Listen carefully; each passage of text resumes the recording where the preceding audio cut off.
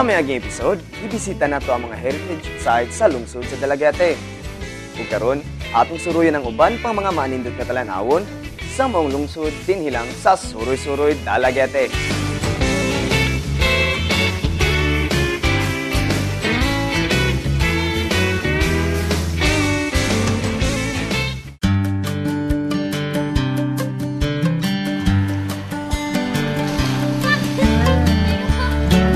Ganahan ka bang mapabugnaw after basking around under the heat of the sun? Bisitahan ang Ubong Spring dinhi sa Barangay Ubong, na nahimutang sa centuries-old Dalagete tree. Dinayog yun kining maong tubod tungod sa kabugnaw sa tubig niini.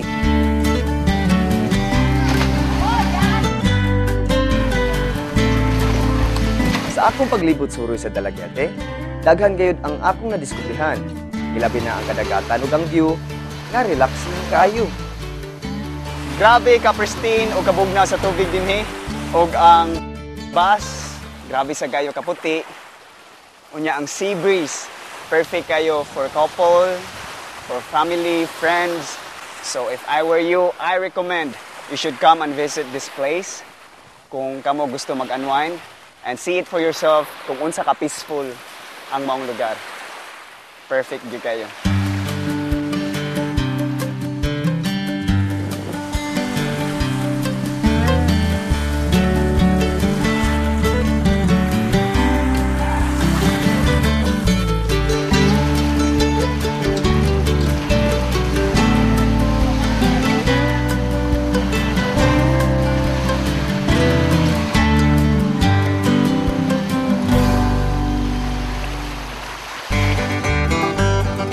Sa beach, daing talan-awon na usab ang ako na-discover.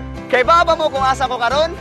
Mao ni ang airstrip sa Dalagete, natukod niadtong 1986 para sa kadtong mga turista nga excited kayo nga mobisita sa maong lungsod. Og hantod karon pwede ni siya landing nga helicopter og sama atong adunay kaugalingong eroplano para ani.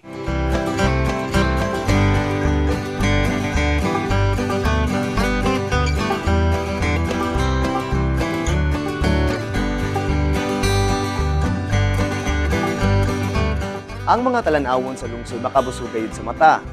Ug karon, ubani ko ninyo og atong adtuon ang ilang busay nga nahimutang sa Barangay Ubong. Before ta moadto sa Dingayop Cave, kauban na pa karon si Manong Gani og iyang pamilya, iyang mga anak. Sila ang mo-guide nato karong adlaw kay mas sweet to sila sa area nga atong adtuon karon kay taga dinhi sila. Og syempre dili na to kalimtang ang atong mga tourist guides gikan sa munisipyo. Right, Manong, pila ka minuto ang lakaw gikan diri sa dunga to? 20 minutos daw. So, ready na mo? Ready na? Ready na! Let's go! Go! Kauban na mga pamilyang Zamora. Sila usa ka family of tour guides dinhi dapita. Kung una ka makaabot sa naymutangan sa busay, medyo challenging nga agianan ang maagian paingon ngadto. Apan okay lang, kay dili sad kabayrag sapi ang imong masinati. Padung ta karon sa Dingayo Falls. Grabe ka extreme ang atong magian. Kung kamo gusto mo mag-river trekking, paymanno lang yun ako ninyo, paki-coordinate sa local officials or sa tourism officer. Para sa katong mga adventure seekers nga ganahan kayo og one-of-a-kind experience, kini ang bagay ninyo, Dingayo Falls. Grabe kayo, Nick! Woo!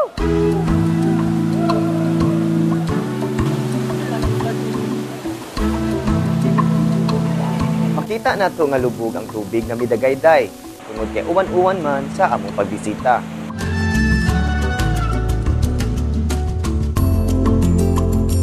Sa atong pagbalik, maong gitawag ni siya og Eagle's Cave kay tungod daw kaning rock formation mura ko niglupot sa eagle.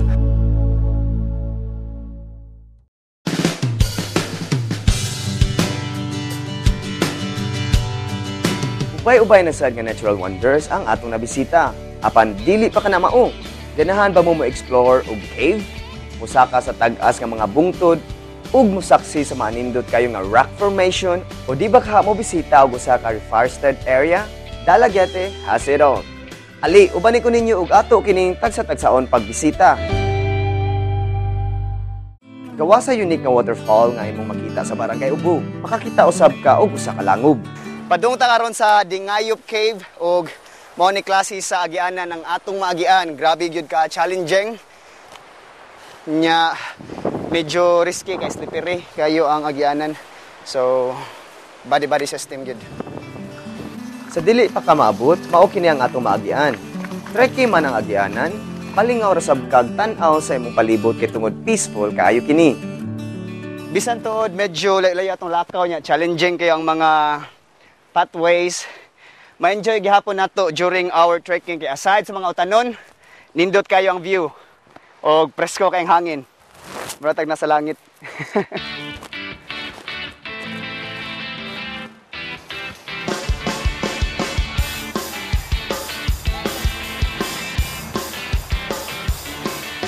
Pila na lang ka minuto, maabot na nato ang Dingayop Cave. O before na nato maabot, ingon ani ka challenging ang atong magian. Natakilid ron sa pangpang, naglabang-labang. Muna to mga guide. Kay grabe gyud ka careful para protektahan ta.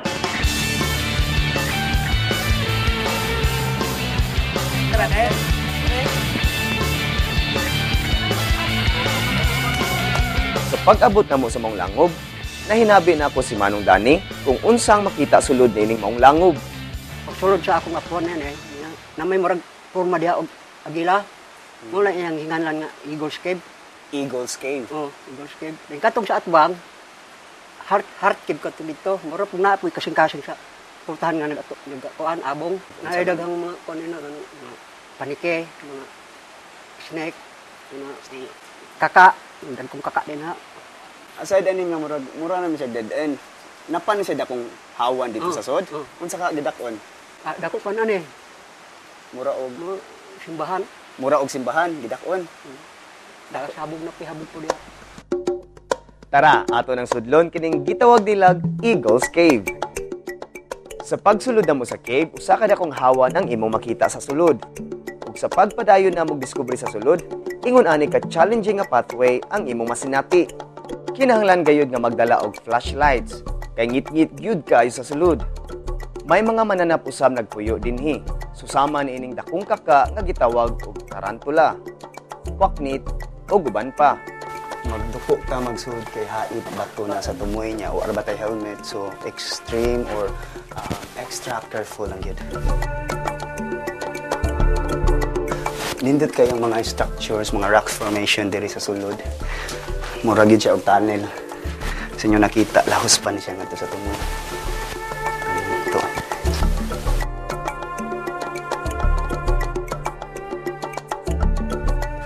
Dili gyud ay kapangutana nga nung daghan kay interesado nga mga turista mo bisita ni maong langob kay akong nakita diri sa sud, grabe kay unique ilang mga rock formation. Ug karon naata sa dakong hawan, mura siya og simbahan.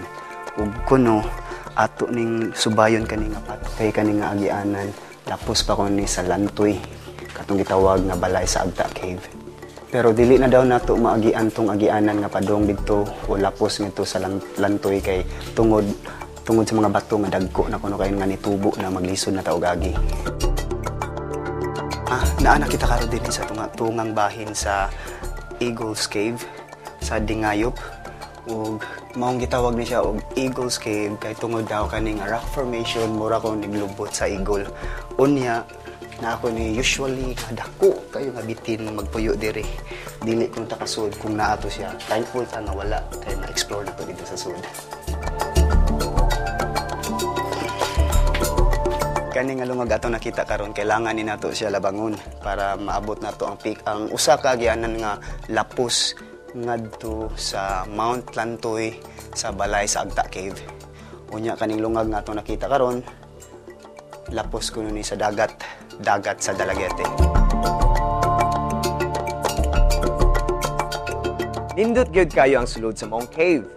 Angay lang gyud kini protektahan aron ma-preserbar ang katahom niini.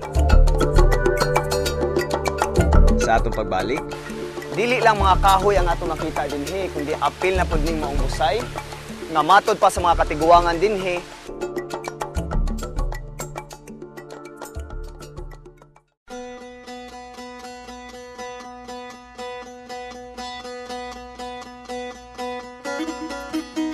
Wala pa ko matagbaw sa pag-nature hopping dinhi sa Bukirang Bahin sa Dalagete. Ug karon ubani ko ninyo sa pagbisita sa ilang lapad nga reforested area. Kini ang 48 hectare Mag-Alambak Reforested Area. Ginadili ang pagputol sa mga kahoy dinhi aron ma-preserve ang natural beauty niini para sa maabot pang mga henerasyon. Mainito ng imong gakusa kadlawon pagkatabi sa imong halok ikaw mahigugmaon. Bangon na kita kay puntag na, bangon na kita kay puntag na, bangon na kita kay puntag na, bangon na kita kay puntag na. Dili lang mga kahoy ang atong makita dinhi kundi apil na pud ning maong busay. Ug matod pa sa mga katiguangan dinhi, diri daw gikuha ang pangalang Mag-Alambak kay mura daw tubig nga miambak.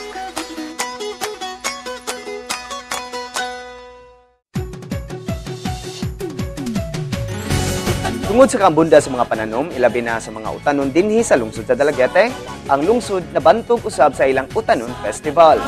Utanon, utanon, utanon, maokini ang hiyas na dalaget nun. Panginabuhi nga magmalambuon, alang sa hayag na tong kaugmaon. Sa kapistahan maglipay kita, sa pagsaulog magkahiusata. Dali na magsadya na kita, utanon ipahimutan na. Utanon, Nag-showcase kini sa ilang high-value crops ug naghatag og emphasis na ang mga utanon usa ka major form of trade. Usa kini kasayaw agig pasalamat sa mga grasyang nadawat.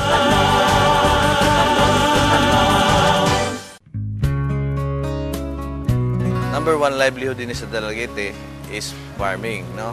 Labi na sa atong mountain barangays kay around 70% of the covered barangays of Dalagete is mountainous, no? Ang munisipyo is very supportive in our farmers, no? In fact, we introduce organic fertilizers. We have a decomposting facility. Then we will support this to the farmers to introduce organic farming. Ang lungsod sa Dalagete very active in pagbantay sa atong dagat, ang atong mga bantay dagat, no? Kay buta nga ang atong kadagatan ron murag na daot na tungod atong mga daghang illegal fishing. So dinis Dalagete, daghan natang nadakpan sa mga illegal fishing, and also we're planning to plant mangroves in the southern part of our town, no? Munang atong giprotektahan ang kadagatan ug ang kabukiran ron. Active po ron ang atong bantay lasang. Atong gikuan ron ang mga illegal cutting of trees, no? Kay daghan man lang hitabo lang ang mga flash floods niya. Ang mga kuan po ron sa kabukiran, ang mga kakahuyan murag na minus-minus na.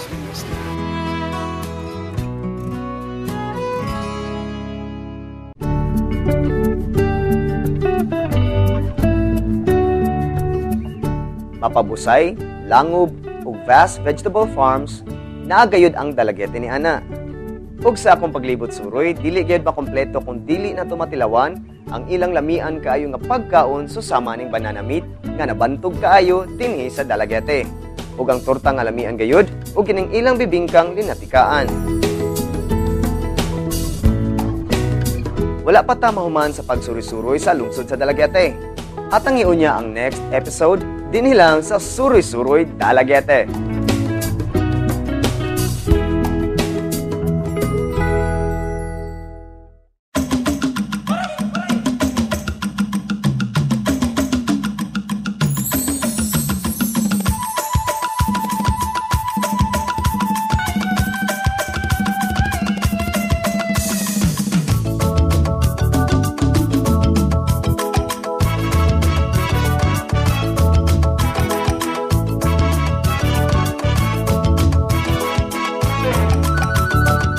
Gisulti ni Cap nga makita na to 330 nga 360 330 na